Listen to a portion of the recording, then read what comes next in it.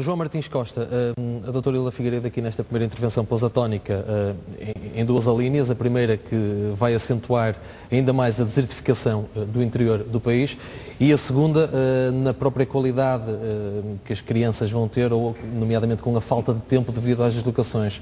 Qual é a sua leitura? Eu diria que não irá acentuar a desertificação, porque estamos a falar de deslocações que são dentro do próprio Conselho e, portanto, não se verificará essa desertificação. Do ponto de vista, não é um problema, do seu ponto de vista? Não parece que seja um problema. E do ponto de vista daquilo que é realmente o interesse é o interesse da criança. E estar a inserir a criança no meio escolar, o critério terá sido escolas com menos de 21 alunos, parece-me que o interesse da criança é a socialização com mais crianças, que não apenas com 21. E depois, do ponto de vista pedagógico, estaríamos seguramente a falar de turmas com vários níveis de ensino em que a mesma professora estaria a ensinar alunos da primeira, segunda, terceira e quarta classe e portanto, a deslocação dessas crianças para uma outra escola permitirá inseri-las em turmas mais homogéneas e, portanto, com outra capacidade de aprendizagem por parte delas. Portanto, é uma medida inteligente do seu ponto de vista? Quer-me parecer que sim. E, obviamente, depois também de racionalização de meios.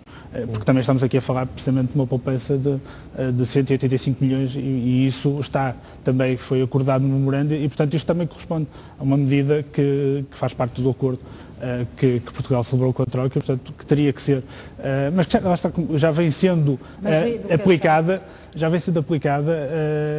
e também tem que ver com o decréscimo de crianças, mas isso levaria para políticas de natalidade. A nossa pirâmide está invertida. E Portugal está a sofrer, de facto, porque é muito baixo. A pirâmide para invertida, isto é uma tendência a crescer. Vai agravar-se. Com estas políticas isto vai agravar-se. Desculpe lá, mas a educação não pode ser vista só como uma despesa que é preciso reduzir. A educação é um dos investimentos públicos mais importantes de um país, que é investir na formação das crianças e dos jovens.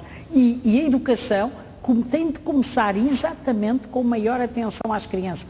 O problema começou com a necessidade, dizia-se há uns anos atrás, de não termos turmas com menos de 9 crianças para elas não se sentirem abandonadas e terem melhores condições de socialização.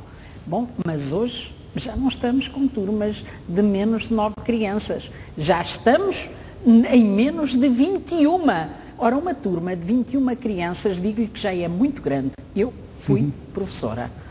Fiz também, especializei-me nessa área da educação. Fiz muita formação de professores. Estudei muito de sociologia, de psicologia, de educação, porque não sou apenas economista. Tenho uma outra formação na área da educação, com um doutoramento quase concluído nessa área. E, portanto, quero lhe dizer que é um erro, eu diria um autêntico crime social contra as nossas crianças, porque como uma turma de 21 ou de 20 crianças precisava de 2 professores em permanência, e não apenas de 2 professores em permanência, para termos uma educação atenta a essas crianças até aos 4 anos, até aos 4 anos de escolaridade. Estamos a falar de crianças entre os 6 e os 10 anos. Mas não estamos a falar E por isso estas escolas não deviam ser encerradas. Mas não estamos a falar de turmas de 21 alunos, estamos a falar de escolas com 21 alunos. Eu sei. E a medida não é necessariamente económica. Eu sei que é. É apenas porque a Troika e quem assinou com a Troika se comprometeu a reduzir aqueles milhões racionalizar. Mas porque considera que a educação é uma despesa. A educação não pode ser uma despesa, tem que ser um investimento. E esse é o erro de base que está. Vamos deixar o João Martins Costa desenvolver um pouco. Parece-me que a tónica é precisamente racionalizar, mas também ver qual é o interesse da criança, e o interesse da criança é socializar com outras crianças, e não se trata necessariamente de uma medida só economicista, na medida em que tem o apoio das autarquias e tem também o apoio das próprias famílias. Tem o apoio de algumas autarquias. Na própria peça ouviu-se os próprios pais a acederem e acharem que as crianças vão ter melhores condições de ensino e obviamente que os resultados das crianças não...